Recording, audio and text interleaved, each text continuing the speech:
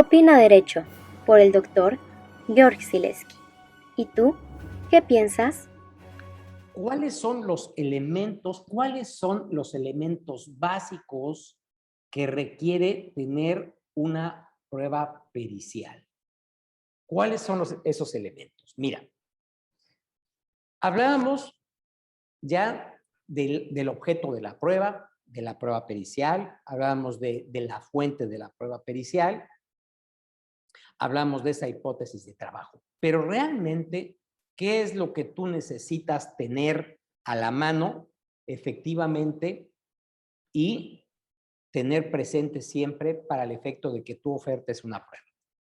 En primer término, debes tener muy claro cuál es el objeto litigioso o cuál es el punto de análisis que tú vas a ofertar, ¿sí?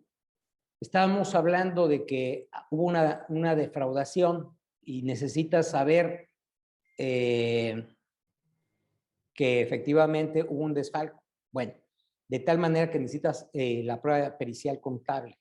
Y esa pericial contable requiere efectivamente de ese objeto litigioso. ¿Cuál es? Que una persona desvió recursos. Ese es el objeto. Entonces tú tienes que ver el antes y el después. ¿Sí? El antes y el después. Por ejemplo, en una materia de prueba de contabilidad. En una prueba, por ejemplo, grafoscópica, como platicábamos al negar que efectivamente fue firmada o no, el objeto de ese litigio es exactamente si fue firmada o no. Existe el documento, ahí está, sin embargo, ese documento no es eficaz. No es eficaz porque es el objeto del litigio. Dice, ese contrato no fue firmado por mí, de tal manera que tú que estás presente, o bueno, tu cliente que está presente, que está negando el hecho de que haya firmado, pues es el objeto del litigio.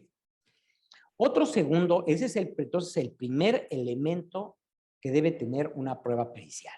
El objeto del litigio, el objeto de análisis. El objeto de análisis. Segundo elemento, la existencia de un perito. Aprovechando, si tienen sus micrófonos, si no tienen inconveniente, ponerlos en silencio para que las imágenes no se ingresen. Blanca, si te pido, si puedes, exacto, muchas gracias. Eso sí.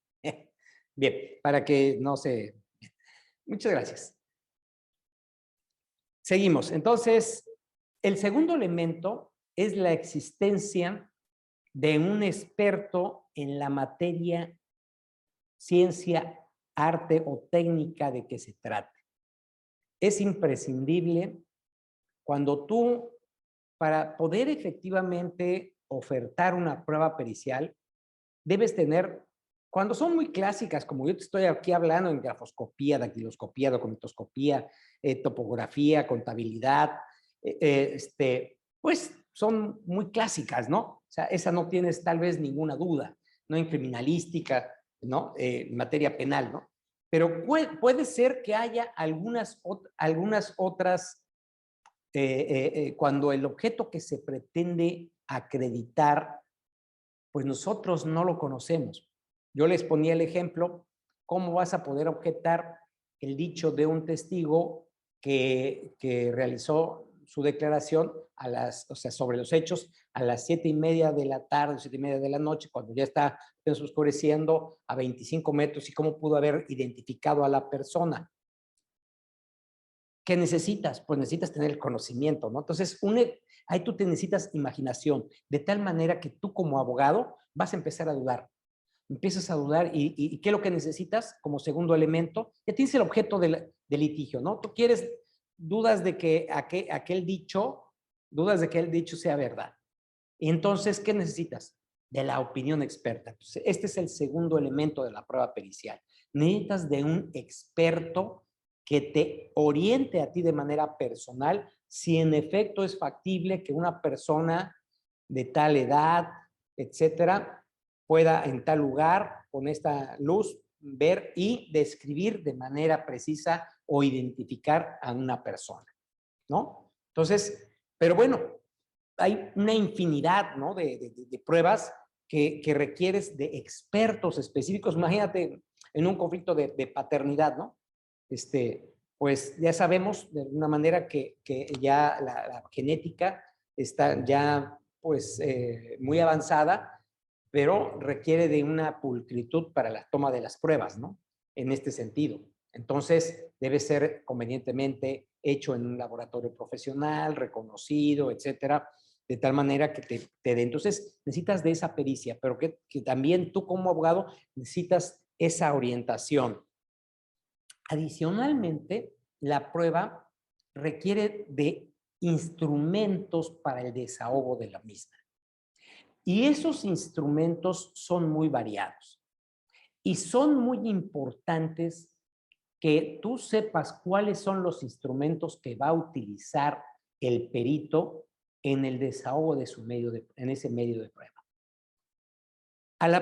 Te voy a poner de manera muy sencilla. En materia de grafoscopía, o sea, por ejemplo, necesitan una cámara fotográfica. O sea, necesitan tal vez la lupa, necesitan, no sé, lo que normalmente yo observo, evidentemente, es la cámara fotográfica con un buen lente que te permita un microscopio, efectivamente, un microscopio que te permita, pues, de alguna manera analizarlo, ¿no? Esos son instrumentos, ¿sí? Pero también hay elementos fundamentales que el juzgador debe tener a la vista, él, para generar ese convencimiento. Y en ese sentido, encontramos documentos, por ejemplo. Imagínate que exista, o sea, la duda sobre si fue firmada o no un documento y nada más está exhibida la copia fotostática. Y ustedes saben que pues una copia fotostática le puedes encimar algún otro, una firma X, le puedes sacar otra fotocopia y pues ya desaparece la firma anterior y aparece una nueva. Entonces, ¿cómo vas a poder identificar que efectivamente esa firma fue realizada por el autor del documento, ¿no? De a quien se le atribuye. Entonces, ¿qué necesita el juzgador? Tener a la vista el original, ¿no? Entonces, debes de tomar en consideración y para eso requieres de la opinión experta de qué documentos necesita tener a la vista el juzgador para generar ese convencimiento. ¿Sí? Por ejemplo, en el caso de los estados contables, ¿no? Tal vez no necesita exactamente todos los libros de contabilidad de la empresa, o etcétera, pero necesita ciertos elementos. No los conozco. Aquí tenemos algún fiscalista que nos puede decir un poquito más en ese sentido. Pero bueno, ¿qué elementos necesita el juzgador tener a la mano para el objeto de que genere ese convencimiento? No solamente el simple dictamen, sino que con qué los estados financieros, cuál es el respaldo que tiene efectivamente el perito para poder determinar en este sentido. ¿Sí? Todo el balance general, todo eso que ustedes están exactamente señalando, son elementos que requiere incluso el juzgador tener a la vista para realmente comparar si efectivamente el perito está diciendo la verdad o no. Elementos muy claros, muy precisos, y ustedes van a buscar que efectivamente el juzgador lo tenga, y si no, que sean exactamente los elementos de objeción al dictamen pericial. Tú, perito, no pudiste haber emitido este dictamen porque no tuviste a la vista esto, esto y esto. ¿Sí? Entonces, por un lado son los instrumentos y por otro son los elementos documentales con los que puedas generar un soporte para el efecto por ejemplo, en materia de daño ambiental, por ejemplo, los análisis de laboratorio, ¿no? Las muestras y cómo fueron tomadas. O sea, ese tipo de cuestiones son importantes y que de alguna manera también el juzgador tenga la certeza, por ejemplo, en la toma de muestras. ¿Cómo vamos a pensar que el perito en una materia de daño ambiental va solamente el perito de mutuo propio y toma las muestras? ¿Quién dice que esas muestras efectivamente no fueron tomadas de otro lugar? Entonces, el juzgador debe tomar las previsiones necesarias para que efectivamente esas muestras sean tomadas. Entonces, por eso en materia penal se habla mucho de la cadena de custodia, ¿no? Desde la toma de muestra que se lleva al laboratorio, es imprescindible porque de ahí se puede echar abajo la eficacia jurídica de un medio de prueba que puede ser trascendente. Entonces, eso también hay que considerarlo, ¿no?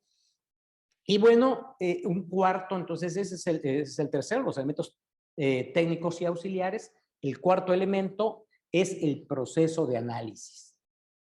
Toda prueba, imagínense efectivamente que son científicos, ¿no?